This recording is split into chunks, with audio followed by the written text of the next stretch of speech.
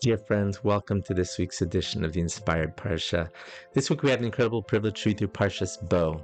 And like every Parsha in the Torah, there's so many beautiful, rich Torah ideas, especially in the Hasidic world. But I just want to focus on one pasuk, one verse. You know, in the midst of this Parsha, there's so many beautiful things going on in the Parsha, so many dramatic things.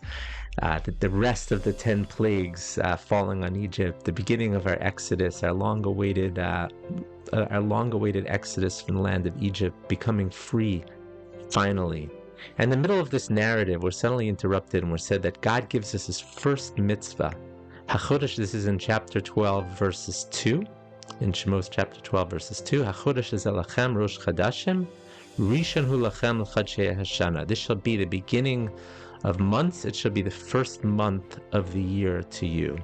We're given the commandment of Kiddush HaChodesh, to sanctify the month. Why is that the first commandment that's given? I mean, I would think that, this is before Mount Sinai. The very first commandment should be something a little bit more inspiring.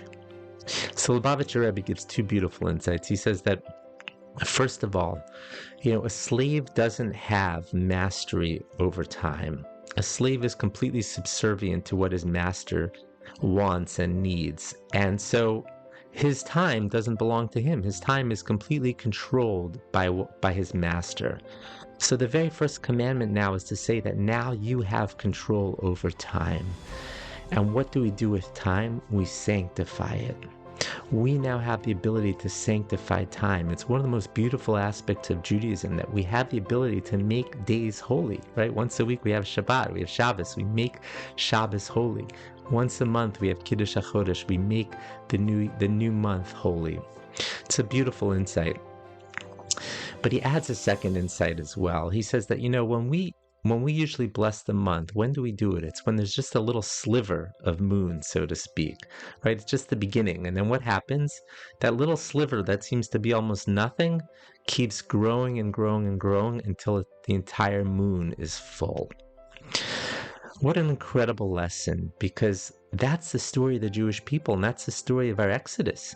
We were on the brink of complete destruction, right? We were 210 years as slaves in Egypt. And then all of a sudden we're taken out, all of a sudden we're given this freedom, and we become this great chosen people. This little sliver of moon, so to speak, keeps eventually growing and growing until it becomes totally full. That's the story of the Exodus. And of course, that's the story of the Jewish people. Whenever it always seems like we're on the brink of destruction, we're given new strength. Am Yisrael Chai. We keep living because Od Avinu Chai, our Father, is still alive. From that little sliver, we grow and grow and grow till we become a full moon again. I want to give everyone a bracha, a blessing. Remember these two lessons. Remember that we have the ability to sanctify time. Remember that one of the most special aspects of being Jewish is to be able to not only have control over time, but to be able to sanctify time. And finally, remember the second lesson, how special it is to be a Jew.